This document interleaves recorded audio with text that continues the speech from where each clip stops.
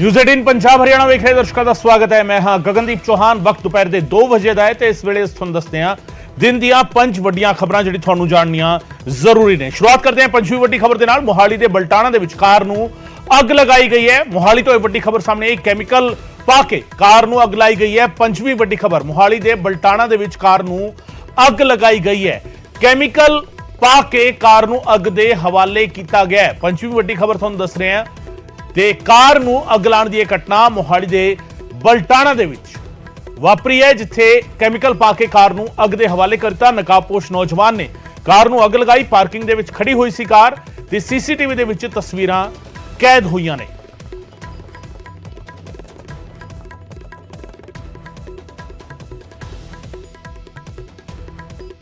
मनोज राठी मेरे सहयोगी ज्यादा जानकारी देंगे इस पूरे मामले को लेके। मनोज, किस इलाके की बलटाणा दे विच कदों दी ये घटना है कि कुछ जानकारी मिल पा रही है? कार नूं अग दे हवाले किया गया कैमिकल पा के। बिल्कुल बड़ी हैरान कर देने वाली तस्वीरां गगन ने सामने आई है कि दिन दिहाड़े इस तरह की वैगनार गड्डी हैगी है बलटाना भरत नगर। ये जिहड़ा आपां शिमला नूं बलटाना एरिया नूं जांदे भरत नगर उत्थे पैंदा रॉयल स्टेट बिल्कुल नाल ही एक पार्किंग एरिया है। लेकिन हैरान कर देने वाली गल है कि एक गड्डी खड़ी सी वैगनार, नवा मॉडल ही है, ਤੇ ਸਾਰੀ ਗੱਡੀ ਨੂੰ ਛੱਡ ਕੇ ਬਲੈਕ ਕਲਰ ਦੀ ਗੱਡੀ ਆਂਦੀ ਹੈ ਤੇ ਮੁੰਡਾ ਜਿਹੜਾ ਪੂਰਾ ਉਹਨੇ ਫੇਸ ਕੀਤਾ ਹੋਇਆ ਸੀ, ਕਵਰ ਸੀਸੀਟੀਵੀ ਸਾਫ਼ ਤੌਰ ਤੇ ਦੇਖਿਆ ਜਾ ਸਕਦਾ ਹੈ। ਔਰ ਆ ਕੇ ਉਹਨੇ ਕੈਮੀਕਲ ਪਾਇਆ, ਕੈਮੀਕਲ ਪਾ ਕੇ ਉਹਨੇ ਅੱਗ ਲਾ ਕੇ ਉੱਥੋਂ ਫਰਾਰ ਹੋ ਗਿਆ। ਹਾਲਾਂਕਿ ਜਿਹੜੇ ਰਾਮਫਲ ਸਿੰਘ ਨੇ, ਜਿਹੜੇ ਗੱਡੀ ਦੇ ਮਾਲਿਕ ਨੇ, ਉੱਥੇ ਦੇ ਰਹਿਣ ਵਾਲੇ, ਉਹਨਾਂ ਵੱਲੋਂ ਸਾਫ਼ ਤੌਰ ਤੇ ਕਿਹਾ ਜਾ ਰਿਹਾ ਹੈ ਕਿ ਮੇਰੀ ਕਿਸੇ ਵੀ ਤਰ੍ਹਾਂ ਦੀ ਕੋਈ ਦੁਸ਼ਮਣੀ ਨਹੀਂ ਹੈ, ਕਿਸੇ ਨੂੰ ਮੈਂ ਨਹੀਂ ਜਾਣਦਾ। ਆਖਿਰ ਇਹ ਲੋਕ ਕੌਣ ਸੀ, ਮਨਸ਼ਾ ਕੀ ਸੀ, ਇਹ ਸਾਨੂੰ ਨਹੀਂ ਪਤਾ। ਪੁਲਿਸ ਕੋਲੇ ਮਾਮਲਾ ਪਹੁੰਚ ਚੁੱਕਿਆ ਹੈ। ਪੁਲਿਸ ਸਾਰੇ ਏਰੀਆ ਦੀ ਜਿਹੜੀ ਸੀਸੀਟੀਵੀ ਹੈ ਫੁਟੇਜ ਖੰਗਾਲ ਰਹੀ ਹੈ, ਕਿਉਂਕਿ ਇਹ ਜਿਹੜੀ ਬਲੈਕ ਕਲਰ ਦੀ ਗੱਡੀ ਦਿਖ ਰਹੀ ਹੈ, ਆਲਟੋ ਟਾਈਪ ਦੀ ਗੱਡੀ ਜਿਹੜੀ ਹੈਗੀ ਹੈ ਦਿਖ ਰਹੀ ਹੈ। ਔਰ ਆਇਡੈਂਟੀਫਾਈ ਜਿਹੜਾ ਹੈਗਾ, ਇਹ ਦੱਸਿਆ ਜਾ ਰਿਹਾ ਹੈ ਕਿ ਜਿਹੜਾ ਵੀ ਇਹ ਸੀਗਾ ਜਿਹੜਾ ਗੱਡੀ ਦੇ ਕੈਮੀਕਲ ਪਾ ਕੇ ਲਾ ਰਿਹਾ, ਇਹਨੇ ਪੂਰਾ ਫੇਸ ਕਵਰ ਕੀਤਾ ਹੋਇਆ ਸੀਗਾ। ਲੇਕਿਨ ਬੜੀ ਹੈਰਾਨ ਕਰ ਦੇਣੇ ਵਾਲੀ ਗੱਲ ਹੈ ਕਿ ਦਿਨ ਦਿਹਾੜੇ, ਇਹ ਵੀ ਨਹੀਂ ਕਿ ਰਾਤ ਨੂੰ, दिन दिहाड़े इस पूरी वारदात को अंजाम दिता तो पूरी गड्डी सुहा करके उत्थों फरार हो जाते हैं। हालांकि मामला हुण दर्ज किया जा रहा है, लेकिन अजे तक कोई गिरफ्तारी इस पूरे मामले च नहीं है। लेकिन इस घटना तो बाद पूरे इलाके च कह सकते हैं कि पूरा एरिया च काफी जिहड़ी हैगी है वो सनसनी का माहौल जरूर है, क्योंकि उत्थे पार्किंग एरिया, गड्डियां उत्थे खड़ी रहती है, सारी गड्डियां उत्थे पार्क होंदी है। तो इस करके सारे लोग जिहड़े हैगे वो दहशत का माहौल जरूर है, क्योंकि बड़ी लग्जरी गड्डियां भी उत्थे खड़ी होंदी है। किसी भी तरह की कोई दुश्मनी जिहड़ी हैगी है, रंजिश या कोई सामने नहीं आ रही जिहड़ी हुण तक दी जिहड़ी गलबात सामने आई है या फिर जिहड़ी भी गलबात हुई है। लेकिन आखिर वो कौन सी, ये बहुत बड़ा सवाल है। और दिन दिहाड़े इस तरह की पूरी जिहड़ी बिना जिहड़ा बैकऑफ तरीके नाल जिहड़ा हैगा ये पूरी वारदात को अंजाम दिता, आखिर वो कौन सी रंजिश सी या किस तरह, ये पूरा जिहड़ा हैगा हुण पुलिस पूरा वेरीफाई कर रही है। जी बहुत शुक्रिया मनोज इस तमाम जानकारी के लिए। मनोज राठी मेरे सहयोगी जानकारी दे रहे सन। जिस तरीके इस गड्डी दिन दिहाड़े अग दे हवाले किया गया है, लोगों के विचाले हुण खौफ का माहौल। और ये पार्किंग एरिया है, सब तो अहम गल ये कि पार्किंग एरिया भरत नगर इलाके की घटना है। 5वीं वड्डी खबर है, 2 बजे की कैमिकल पा के एक कार नूं अग दे हवाले किया गया मोहाली के बलटाणा दे विच। चौथी वड्डी खबर का रुख करते हैं। आम आदमी पार्टी के सुप्रीमो अरविंद केजरीवाल जज्बाती हो गए। मनीष सिसोदिया नूं याद करके भावुक होए। अरविंद केजरीवाल इन्ने चंगे शख्स नूं जेल दे विच बंद किया होया है। मनीष सिसोदिया नूं याद किया अरविंद केजरीवाल ने। चौथी वड्डी खबर तुहानूं दस रहे हैं, मनीष सिसोदिया नूं याद करके भावुक हो गए अरविंद केजरीवाल। दिल्ली की सिक्ख्या क्रांति का जिक्र कर रहे सी ते उस वेले भावुक होंदिया उन्होंने मनीष सिसोदिया नूं याद किया कि किस तरीके मनीष सिसोदिया की सोच की वजह करके दिल्ली दे विच सिक्ख्या क्रांति आई। इस नूं याद करदियां अरविंद केजरीवाल भावुक हो गए और उन्होंने कहा कि सिक्ख्या क्रांति जारी रहेगी। इस नूं चाहते ने, कई लोग चाहते हैं कि बंद हो जाए। चंगी सिक्ख्या के लिए मनीष सिसोदिया नूं जेल भेजा गया। बीजेपी चाहती है कि दिल्ली की सिक्ख्या क्रांति खत्म हो जाए। सिक्ख्या क्रांति की शुरुआत सिसोदिया ने की सी, अरविंद केजरीवाल ने साफ तौर पर कहा।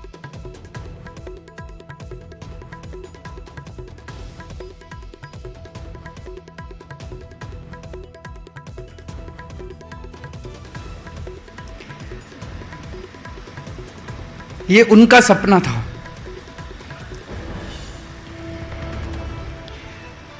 ये लोग चाहते हैं कि दिल्ली की शिक्षा क्रांति खत्म हो जाए, उसे खत्म नहीं होने देंगे।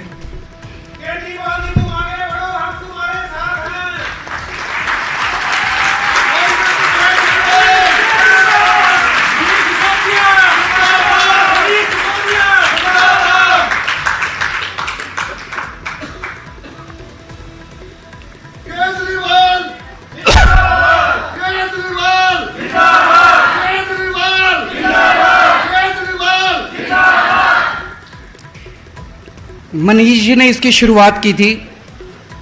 उनका सपना था कि हर बच्चे को अच्छी से अच्छी शिक्षा मिलनी चाहिए।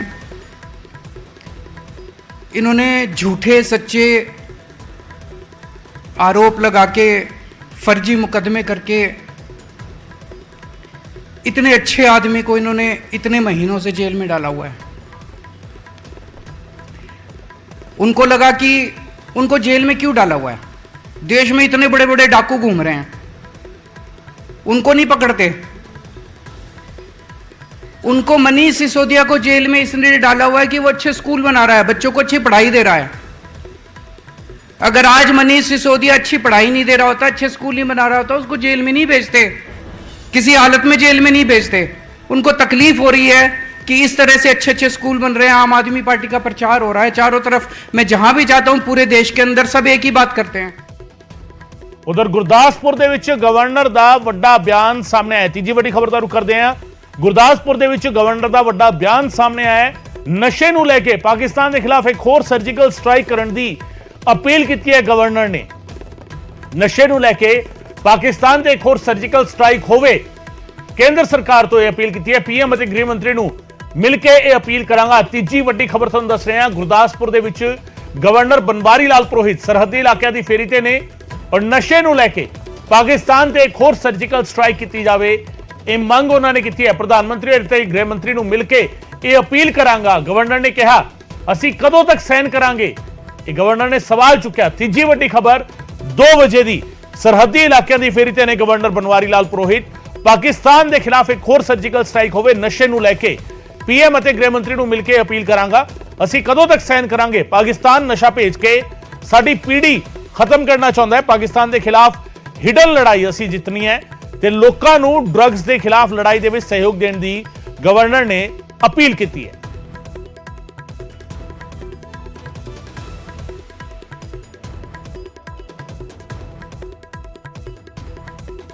मेन चिंता है कि जो ड्रोन वगैरह आ रहे हैं जी, उनसे जो ड्रग्स है जी, तो हमने, मुझे खुशी है इस बात की कि जब मैं पहले आया था तो मैंने सजेशन दिया था जी कि हर गांव में सुरक्षा समिति बने जी। तो हमारे यहाँ के डीसी उन्होंने खबर दी है, वेरी एक्टिव। ये डीसी बहुत अच्छा काम किया है इन्होंने, डीसी साहब ने। और हर गांव के अंदर 11-11 मेंबर की जी उन्होंने सुरक्षा समिति बन गई। वो चौकस रहेगी, इस पर लगाम आएगा।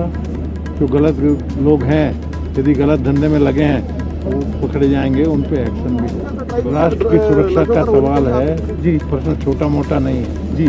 देश की सुरक्षा का है, नई पीढ़ी का सवाल है।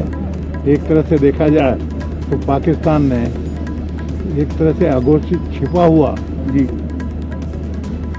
अब वो डायरेक्ट तो हमारे से लड़ाई लड़ नहीं सकता जी, युद्ध कर नहीं सकता जी।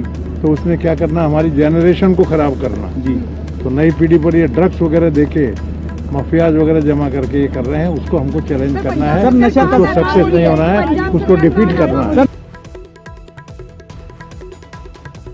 ਰਾਜੀਵ ਸ਼ਰਮਾ ਮੇਰੇ ਸਹਿਯੋਗੀ ਹੋਰ ਜ਼ਿਆਦਾ ਜਾਣਕਾਰੀ ਦੇਣਗੇ। ਰਾਜੀਵ, ਗਵਰਨਰ ਦਾ ਬਿਆਨ ਅਸੀਂ ਸੁਣ ਰਹੇ ਸੀ ਜੋ ਉਹਨਾਂ ਨੇ ਮੀਡੀਆ ਦੇ ਵਿੱਚ ਦਿੱਤਾ ਹੈ, ਔਰ ਕਿਤੇ ਨਾ ਕਿਤੇ ਪਿਛਲੀ ਵਾਰ ਦੀ ਤਲਖੀ ਜਿਹੜੀ ਸੀਗੀ ਉਹ ਖਤਮ ਹੈ। ਪ੍ਰਸ਼ਾਸਨ ਦੀ ਤਾਰੀਫ ਕਰਦੇ ਹੋਏ ਗਵਰਨਰ ਨਜ਼ਰ ਆਏ ਨੇ। ਜੀ ਬਿਲਕੁਲ ਗਗਨ, ਇਸ ਵਾਰ ਜਿਹੜੀ ਉਹਨਾਂ ਦਾ ਭਾਸ਼ਣ ਸੀ ਉਸ ਦੇ ਵਿੱਚ ਲਗਭਗ ਉਹੀ ਗੱਲਾਂ ਸੀ ਪੁਰਾਣੀਆਂ ਕਿ ਬੜੀ ਵੱਡੀ ਸਮੱਸਿਆ ਨਸ਼ਾ ਸਕੂਲਾਂ ਤੱਕ ਪਹੁੰਚ ਚੁੱਕਿਆ ਹੈ, ਕਰਿਆਨੇ ਦੀਆਂ ਦੁਕਾਨਾਂ ਤੋਂ ਨਸ਼ਾ ਮਿਲਦਾ ਹੈ। ਪਰ ਸਭ ਤੋਂ ਵੱਡਾ ਕਾਰਨ ਹੈ ਕਿ ਇਹ ਨਸ਼ਾ ਆ ਕਿੱਥੋਂ ਰਿਹਾ। ਉਹਨਾਂ ਦਾ ਕਹਿਣਾ ਸੀ ਕਿ ਪੁਲਿਸ ਔਰ BSF ਬੜੀ ਮੁਸਤੈਦੀ ਦੇ ਨਾਲ ਕੰਮ ਕਰ ਰਹੇ ਨੇ, ਪਰ ਪਾਕਿਸਤਾਨ ਕਿਉਂਕਿ ਭਾਰਤ ਦੇ ਖਿਲਾਫ ਲੜਾਈ ਲੜਨ ਦੇ ਸਮਰੱਥ ਨਹੀਂ ਹੈ, ਤਾਂ ਇਸ ਕਰਕੇ ਉਹ ਭਾਰਤ ਦੇ ਖਿਲਾਫ ਇੱਕ ਹਿਡਨ ਲੜਾਈ ਜਿਹੜੀ ਉਹ ਲੜ ਰਿਹਾ। ਤਾਂ ਇਸ ਦੇ ਲਈ ਉਹਨਾਂ ਨੇ ਕਿਹਾ ਕਿ ਮੈਂ ਦੇਸ਼ ਦੇ ਪ੍ਰਧਾਨ ਮੰਤਰੀ ਔਰ ਗ੍ਰਹਿ ਮੰਤਰੀ ਨੂੰ ਜਲਦ ਮਿਲ ਕੇ ਇਹ ਮੰਗ ਕਰਾਂਗਾ ਕਿ ਨਸ਼ੇ ਨੂੰ ਲੈ ਕੇ ਪਾਕਿਸਤਾਨ ਦੇ ਖਿਲਾਫ ਜਿਹੜੀ ਇੱਕ ਹੋਰ ਸਰਜੀਕਲ ਸਟ੍ਰਾਈਕ ਕੀਤੀ ਜਾਵੇ, ਤਾਂ ਕਿ ਪਾਕਿਸਤਾਨ ਲਗਾਤਾਰ ਸਾਡੇ ਪੰਜਾਬ ਦੀ ਜਿਹੜੀ ਜਵਾਨੀ ਹੈ ਉਸ ਨੂੰ ਖਤਮ ਕਰਨ ਦੇ ਵਿੱਚ ਲੱਗਿਆ ਹੋਇਆ। ਤਾਂ ਵੱਡੀ ਤਾਦਾਦ ਦੇ ਵਿੱਚ ਉਹਨਾਂ ਦਾ ਕਹਿਣਾ ਸੀ ਕਿ ਡਰੋਨ ਫੜੇ ਵੀ ਜਾ ਰਹੇ ਨੇ, ਪਰ ਬਹੁਤ ਸਾਰੇ ਡਰੋਨ ਜਿਹੜੇ ਨੇ ਉਹ ਭਾਰਤ ਦੇ ਵਿੱਚ ਆਉਣ ਦੇ ਵਿੱਚ ਵੀ ਕਾਮਯਾਬ ਹੁੰਦੇ ਨੇ, ਔਰ ਉਹੀ ਡਰੋਨ ਜੋ ਨਸ਼ਾ ਭਾਰਤ ਦੇ ਵਿੱਚ ਸੁੱਟਦੇ ਨੇ ਉਹੀ ਕਿਤੇ ਨਾ ਕਿਤੇ ਪੰਜਾਬ ਦੇ ਨਾਲ ਨਾਲ ਹੋਰ ਸੂਬਿਆਂ ਤੱਕ ਪਹੁੰਚਦਾ। ਤਾਂ ਇਸ ਕਰਕੇ ਇੱਕ ਵੱਡਾ ਬਿਆਨ ਉਹਨਾਂ ਵੱਲੋਂ ਅੱਜ ਆਪਣੇ ਭਾਸ਼ਣ ਦੇ ਦੌਰਾਨ ਦਿੱਤਾ ਗਿਆ ਕਿ ਮੈਂ ਜਲਦ ਦੇਸ਼ ਦੇ ਪ੍ਰਧਾਨ ਮੰਤਰੀ ਔਰ ਗ੍ਰਹਿ ਮੰਤਰੀ ਨੂੰ ਮਿਲ ਕੇ ਮੰਗ ਕਰਾਂਗਾ ਕਿ ਸਰਜੀਕਲ ਸਟ੍ਰਾਈਕ ਜਿਹੜੀ ਹੈ ਉਹ ਕੀਤੀ ਜਾਵੇ। ਜੀ ਗਗਨ। ਬਿਲਕੁਲ ਸਰਜੀਕਲ ਸਟ੍ਰਾਈਕ ਕੀਤੀ ਜਾਵੇ ਪਾਕਿਸਤਾਨ ਦੇ ਖਿਲਾਫ ਨਸ਼ੇ ਨੂੰ ਲੈ ਕੇ। ਪਰ ਰਾਜੀਵ ਇੱਥੇ ਸਵਾਲ ਇਹ ਵੀ ਹੈਗਾ ਕਿ ਜਿਹੜਾ ਇਹ ਟ੍ਰਾਇੰਗਲ ਹੈ, ਜਿਹੜਾ ਇਹ ਰੂਟ ਬਣਦਾ ਹੈ, ਜਿਸ ਤਰੀਕੇ ਨਸ਼ਾ ਆਉਂਦਾ, ਔਰ ਉਹ ਇਹ ਵੀ ਮੰਨਿਆ ਜਾਂਦਾ ਹੈ ਕਿ ਪਾਕਿਸਤਾਨ ਦੇ ਵਿੱਚ ਵੀ ਪਿੱਛੇ ਅਫਗਾਨਿਸਤਾਨ ਤੋਂ ਆਉਂਦਾ ਹੈ, ਅਫਗਾਨਿਸਤਾਨ ਤੋਂ ਪਾਕਿਸਤਾਨ, ਔਰ ਪਾਕਿਸਤਾਨ ਤੋਂ ਫਿਰ ਪੰਜਾਬ ਦੇ ਰਾਹੀਂ ਦੇਸ਼ ਦੇ ਵੱਖ-ਵੱਖ ਹਿੱਸਿਆਂ ਤੱਕ ਲਿਜਾਇਆ ਜਾਂਦਾ ਹੈ। ਸਰਜੀਕਲ ਸਟ੍ਰਾਈਕ ਜੇਕਰ ਇੱਕ ਥਾਂ ਐਗਜ਼ੈਕਟ ਪਤਾ ਹੋਵੇ ਤਾਂ ਉਸ ਥਾਂ ਦੀ ਤਾਂ ਕੀਤੀ ਜਾ ਸਕਦੀ ਹੈ, ਪਰ ਇਸ ਤਰੀਕੇ ਦੇ ਮਾਮਲੇ ਵਿੱਚ ਸਰਜੀਕਲ ਸਟ੍ਰਾਈਕ ਕਿਵੇਂ ਹੋਵੇਗੀ, ਕਿਸ ਤਰੀਕੇ ਦਾ ਐਕਸ਼ਨ ਹੋਵੇਗਾ, ਇਹ ਵੀ ਤਾਂ ਸਵਾਲ ਹੈ ਰਾਜੀਵ।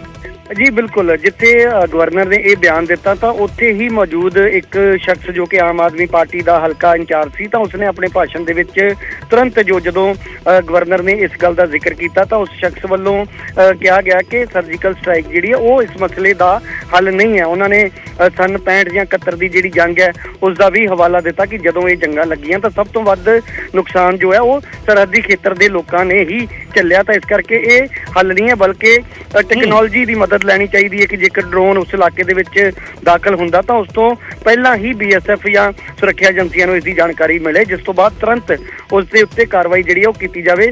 ਤਾਂ ਇਹ ਇੱਕ ਗਵਰਨਰ ਦਾ ਆਪਣਾ ਤਰਕ ਸੀ। ਉਹਨਾਂ ਦਾ ਕਹਿਣਾ ਸੀ ਕਿ ਪਾਕਿਸਤਾਨ ਆਪਣੀਆਂ ਨਾਪਾਕ ਹਰਕਤਾਂ ਤੋਂ ਬਾਅਦ ਨਹੀਂ ਆ ਰਿਹਾ, ਇਸ ਕਰਕੇ ਮੈਂ ਜਲਦ ਮੰਗ ਕਰਾਂਗਾ ਕਿ ਸਰਜੀਕਲ ਸਟ੍ਰਾਈਕ ਜਿਹੜੀ ਹੈ ਨਸ਼ੇ ਨੂੰ ਲੈ ਕੇ ਉਹ ਕੀਤੀ ਜਾਵੇ। ਹਾਲਾਂਕਿ ਉਹ ਸਰਜੀਕਲ ਸਟ੍ਰਾਈਕ ਇਸ ਤਰੀਕੇ ਦੀ ਹੋਏਗੀ ਕਿ ਇੱਕ ਥਾਂ ਤੇ ਇਸ ਤਰੀਕੇ ਦੇ ਨਾਲ ਸਟ੍ਰਾਈਕ ਕਰਨ ਦੇ ਨਾਲ ਕੋਈ ਹੱਲ ਨਿਕਲੇਗਾ, ਤਾਂ ਉਹਨਾਂ ਦਾ ਇੱਕ ਭਾਸ਼ਣ ਦੇ ਦੌਰਾਨ ਬਿਆਨ ਵੱਡਾ ਜ਼ਰੂਰ ਸੀ, ਪਰ ਇਸ ਨੂੰ ਅਮਲੀ ਜਾਮਾ ਕਿਸ ਤਰੀਕੇ ਦੇ ਨਾਲ ਪਹਿਨਾਇਆ ਜਾਣਾ ਇਹ ਇੱਕ ਬਹੁਤ ਵੱਡੀ ਗੱਲ ਹੈ। ਜੀ ਗਗਨ, ਬਹੁਤ ਸ਼ੁਕਰੀਆ ਰਾਜੀਵ ਫਿਲਹਾਲ ਇਸ तमाम ਜਾਣਕਾਰੀ ਦੇ ਲਈ। ਸੋ ਰਾਜੀਵ ਸ਼ਰਮਾ ਮੇਰੇ ਸਹਿਯੋਗੀ ਜਾਣਕਾਰੀ ਦੇ ਰਹੇ ਸਨ। ਗਵਰਨਰ ਨੇ ਬਿਆਨ ਜ਼ਰੂਰ ਦਿੱਤਾ ਹੈ, ਸਰਜੀਕਲ ਸਟ੍ਰਾਈਕ ਦਾ ਜ਼ਿਕਰ ਜ਼ਰੂਰ ਕੀਤਾ ਹੈ, ਪਰ ਨਸ਼ੇ ਦੀ ਤਸਕਰੀ ਦੇ ਮਾਮਲੇ ਵਿੱਚ ਸਰਜੀਕਲ ਸਟ੍ਰਾਈਕ ਕਿਵੇਂ ਹੋਵੇਗੀ, ਇਹ ਵੀ ਆਪਣੇ ਆਪ ਵਿੱਚ ਸਵਾਲ ਹੈ ਕਿ ਇਕੱਲਾ ਸਿਰਫ ਇਸ ਟਰਮ ਦਾ ਇਸਤੇਮਾਲ ਕਰਕੇ ਇਸ ਨੂੰ ਇੱਕ ਵੱਡੇ ਤਰੀਕੇ ਪ੍ਰੋਜੈਕਟ ਕੀਤਾ ਜਾਵੇ, ਇਸ ਤਰੀਕੇ ਨਾਲ ਇਸ ਨੂੰ ਸਮਝਿਆ ਜਾਵੇ, ਜਾਂ ਐਕਚੁਅਲ ਕੰਕਰੀਟ ਪਲਾਨ ਕੀ ਹੋਵੇਗਾ, ਸਵਾਲ ਇਸ ਗੱਲ ਨੂੰ ਲੈ ਕੇ।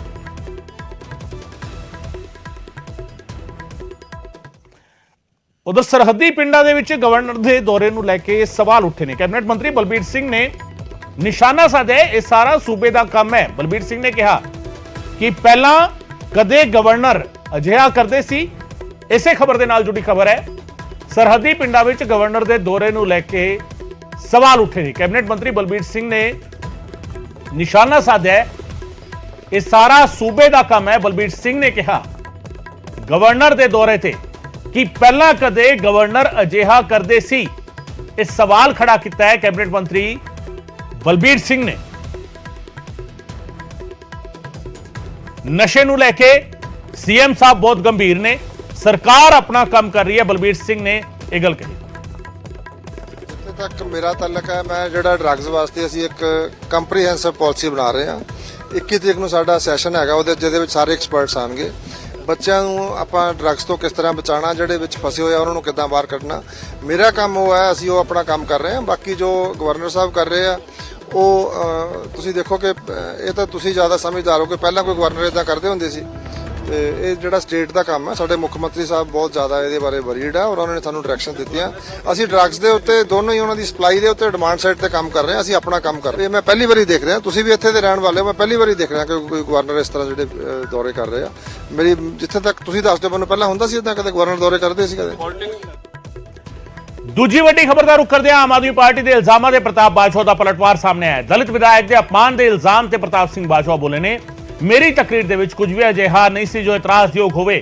ਪ੍ਰਤਾਪ ਸਿੰਘ ਬਾਜਵਾ ਨੇ ਦਲਿਤ ਵਿਧਾਇਕ ਦੇ ਅਪਮਾਨ ਦੇ ਇਲਜ਼ਾਮ ਤੇ ਜਵਾਬ ਦਿੱਤਾ, ਪਲਟਵਾਰ ਕੀਤਾ ਹੈ। ਮੇਰੀ ਸਪੀਚ ਵਿੱਚ ਕੁਝ ਵੀ ਨਹੀਂ ਸੀ ਅਜਿਹਾ ਇਤਰਾਜ਼ਯੋਗ। ਪ੍ਰਤਾਪ ਸਿੰਘ ਬਾਜਵਾ ਨੇ ਕਿਹਾ ਮੈਂ ਦੋਹਰੇ ਮਾਪਦੰਡ ਵਾਲੇ ਆਮ ਆਦਮੀ ਪਾਰਟੀ ਆਗੂਆਂ ਤੇ ਸਵਾਲ ਚੁੱਕੇ ਸਨ। ਪ੍ਰਤਾਪ ਸਿੰਘ ਬਾਜਵਾ ਇਹ ਕਹਿੰਦੇ ਨਜ਼ਰ ਆਏ ਨੇ। ਪ੍ਰਤਾਪ ਸਿੰਘ ਬਾਜਵਾ ਨੇ ਆਪਣੀ ਤਕਰੀਰ ਨੂੰ ਸਾਫ਼ ਤੌਰ ਤੇ ਇਹ ਕਹਿ ਲਿਆ ਜਾਵੇ ਕਿ ਆਪਣੇ ਲੈਵਲ ਤੇ ਕਲੀਨ ਚਿਟ ਦਿੱਤੀ ਹੈ ਕਿ ਮੇਰੀ ਸਪੀਚ ਦੇ ਵਿੱਚ ਕੁਝ ਵੀ ਇਤਰਾਜ਼ਯੋਗ ਨਹੀਂ ਸੀ। ਮੈਂ ਦੋਹਰੇ ਮਾਪਦੰਡ ਵਾਲੇ ਆਮ ਆਦਮੀ ਪਾਰਟੀ ਆਗੂਆਂ ਤੇ ਸਵਾਲ ਖੜੇ ਕੀਤੇ ਸਨ। ਪ੍ਰਤਾਪ ਬਾਜਵਾ ਨੇ ਆਮ ਆਦਮੀ ਪਾਰਟੀ ਨੂੰ ਪੁੱਛਿਆ ਦਲਿਤ ਨੂੰ ਡਿਪਟੀ ਸੀਐਮ ਬਣਾਉਣ ਵਾਲੇ ਵਾਅਦੇ ਦਾ ਆਖਿਰ ਕੀ ਹੋਇਆ।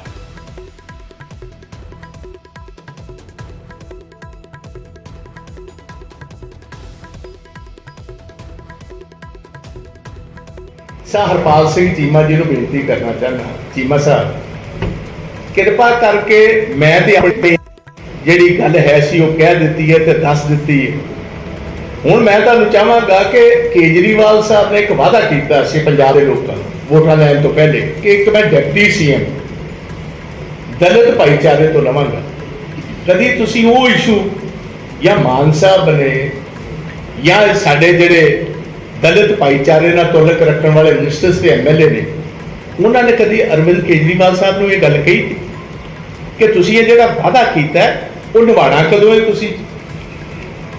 ਤਾਂ ਇਸ ਤਰ੍ਹਾਂ ਹੀ ਮੈਂ ਦੱਸਣਾ ਚਾਹੁੰਦਾ ਇਹਨਾਂ ਦਾ ਕਿ ਐਡਵੋਕੇਟ ਜਨਰਲ ਆਫਿਸ ਅੱਜ ਦੇ ਦਿਨ 15 ਮਹੀਨੇ ਗੁਜ਼ਰਨ ਤੋਂ ਬਾਅਦ ਵੀ ਇੱਕ ਵੀ ਸਾਡਾ ਦਲਿਤ ਭਾਈਚਾਰੇ ਨਾਲ ਤੁਲਕ ਰੱਖਣ ਵਾਲਾ ਵਕੀਲ ਨਹੀਂ ਹੈ ਜਿਹੜਾ ਐਡਵੋਕੇਟ ਜਨਰਲ ਦੇ ਆਫਿਸ ਦੇ ਵਿੱਚ ਕੰਮ ਕਰ ਰਿਹਾ ਹੈ। ਸਾਡੀ ਸਰਕਾਰ ਨੇ ਤੇ ਚਰਨਜੀਤ ਸਿੰਘ ਚੰਨੀ ਨੂੰ ਚੀਫ ਮਿਨਿਸਟਰ ਬਣਾਇਆ, ਸਾਡੀ ਪਾਰਟੀ ਨੇ। ਤੇ ਤੁਸੀਂ ਰੋਜ਼ ਜਿੰਨਾ ਜਿਉਣਾ ਮੁਹਾਰ ਤੁਸੀਂ ਚਰਨਜੀਤ ਸਿੰਘ ਚੰਨੀ ਦਾ ਕੀਤਾ, ਫਰਜ਼ੀ ਗਵਾਹ ਉਹਦੇ ਖਿਲਾਫ ਪਖਾਣ ਦੀ ਕੋਸ਼ਿਸ਼ ਕਰਦੇ ਹੋ ਕਿ ਉਹ ਐਂਟੀ ਦਲਿਤ ਐਕਟ ਨਹੀਂ ਹੈ। ਕਦੀ ਉਧਰ ਵੀ ਤੁਸੀਂ ਧਿਆਨ ਮਾਰਿਆ? ਤੁਸੀਂ ਦੂਸਰਿਆਂ ਗੱਲਾਂ ਨੂੰ ਤਰੋੜ ਮਰੋੜ ਕੇ ਜਿਹੜੀ ਸਮਝਾਉਣ ਦੀ ਕੋਸ਼ਿਸ਼ ਕਰ ਰਹੇ ਹੋ, ਕਦੀ ਉਧਰ ਤੁਸੀਂ ਧਿਆਨ ਮਾਰਿਆ?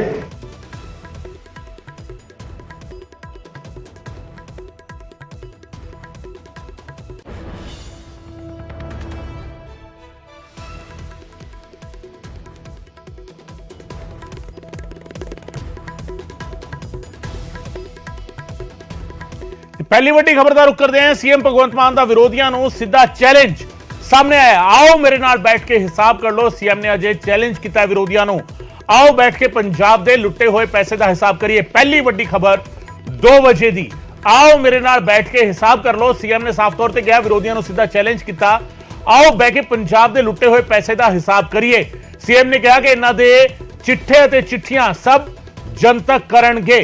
साफ तौर पर सीएम ने अज कह दिता है। खरड़ दे विच पहुंचे हुए सी सीएम और उत्थे उन्होंने विरोधियों को निशाने ते लिया। उन्होंने कहा कि मेरे अगे तो ये लोग खड़दे ही नहीं, हुण इन्हां दीयां चिट्ठियां ते चिट्ठे निकलणगे, मैं तो एक एक गल जनतक करांगा। एक थाली विच भी इकट्ठे नहीं रह सकते। मैं विरोधियों को उन्हां दे तरीके नाल ही जवाब देवांगा ते विरोधियों ने जिस पिच ते खेडना है उस पिच ते ही असीं खेड लवांगे। मेरे खिलाफ जलंधर दे विच विरोधी इकट्ठे होए, जिहड़े गुम हो गए सी, गवाच गए सी, वो भी जलंधर विच नजर आए। सारे ने इकट्ठे होकर मैनू गालां कड्डियां। इन्हां दी लड़ाई पंजाब दी नहीं कुर्सी दी है। जे मैं गलत होया तां पंजाब दे लोग मैनू जवाब दे देणगे, सीएम ने कहा।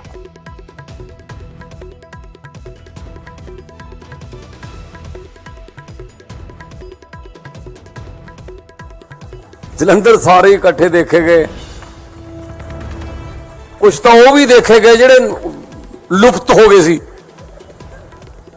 ਜਿਹੜੇ ਕਦੇ ਦੇਖੇ ਹੀ ਨਹੀਂ ਸੀ, ਉਹ ਵੀ ਉੱਥੇ ਬੈਠੇ ਸੀ।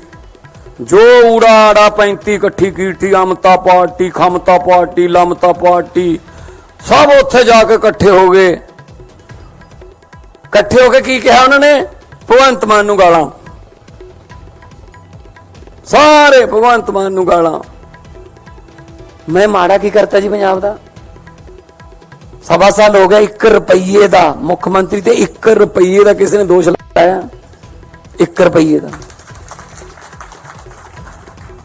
ਬਈ ਇਹੀ ਪੰਗਾ ਇਹਨਾਂ ਨੂੰ, ਕਹਿੰਦੇ ਯਾਰ ਇਹ ਤਾਂ ਜਾਣੇ ਹੀ ਨਹੀਂ ਹੁਣ ਕਈ ਸਾਲ, ਆਪਾਂ ਹੁਣ ਕਿਵੇਂ ਕਰੀਏ? ਹੋ ਜੋ ਇਕੱਠੇ। ਉਹ ਸਿਆਣਿਆਂ ਨੇ ਕਿਹਾ ਜਦੋਂ ਬਾਂਦਰ, ਲੂੰਬੜ, ਗਿੱਦੜ ਸਾਰੇ ਜਾਨਵਰ ਨਦੀ ਦੀ ਘਾਟ ਦੇ ਇੱਕੋ ਥਾਵੇਂ ਇੱਕੋ ਕਿਨਾਰੇ ਤੇ ਇਕੱਠੇ ਹੋ ਕੇ ਪਾਣੀ ਪੀਣ ਲੱਗ ਜਾਣ ਨਾ, ਇਹਦਾ ਮਤਲਬ ਪਰਲੇ ਪਾਸੇ ਸ਼ੇਰ ਖੜਾ ਹੈ।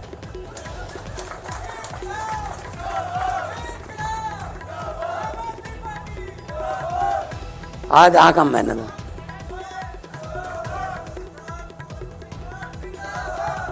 ਸ਼ੇਰ ਕੌਣ ਹੈ? ਸ਼ੇਰ 3.5 ਕਰੋੜ ਜਨਤਾ ਹੈ ਪੰਜਾਬ ਦੀ। ਉਹ ਖੜੇ ਨੇ ਮੂਰੇ, ਪਰਲੇ ਪਾਸੇ ਉਹ ਖੜੇ ਨੇ, ਆਉਣ ਨਹੀਂ ਦਿੰਦੇ।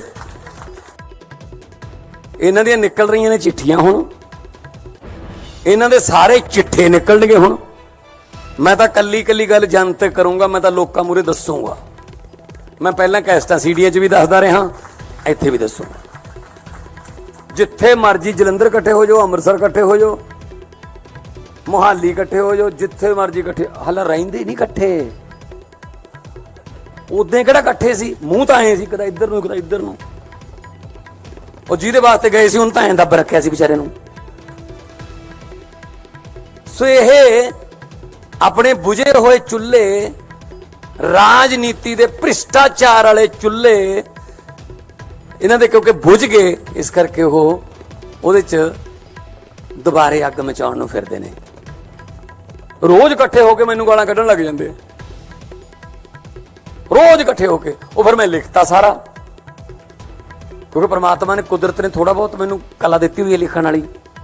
ਮੈਂ ਲਿਖਤਾ ਵੀ ਜਦੋਂ ਜਨਰਲ ਡਾਇਰਾਂ ਨੂੰ ਰੋਟੀਆਂ ਖਵਾਉਣ ਵਾਲੇ, ਜਦੋਂ ਗੁਰੂ ਸਾਹਿਬ ਜੀ ਦੀਆਂ ਬੇਅਦਬੀਆਂ ਕਰਾਉਣ ਵਾਲੇ, ਜਦੋਂ ਧਰਮ ਦੇ ਨਾਂ ਤੇ ਵੰਡੀਆਂ ਪਾਉਣ ਵਾਲੇ, ਜਦੋਂ ਦੇਸ਼ ਨੂੰ ਧਰਮ ਦੇ ਨਾਂ ਤੇ ਲੜਾਉਣ ਵਾਲੇ, ਜਦੋਂ ਗੱਲ-ਗੱਲ ਤੇ ਤਾਲੀ ਠੁਕਵਾਉਣ ਵਾਲੇ, ਜਦੋਂ ਸਮਗਲਰਾਂ ਨੂੰ ਆਪਣੀਆਂ ਗੱਡੀਆਂ 'ਚ ਬਿਠਾਉਣ ਵਾਲੇ, ਜਦੋਂ ਕਿਸਾਨ ਵਿਰੋਧੀ ਕਾਨੂੰਨ ਬਣਾਉਣ ਵਾਲੇ ਇੱਕੋ ਥਾਂ ਤੇ ਹੋ ਜਾਣ ਇਕੱਠੇ, ਉਹਨੂੰ ਕਹਿੰਦੇ ਆ ਇੱਕੋ ਥਾਲੀ ਦੇ ਚੱਟੇ ਵੱਟੇ।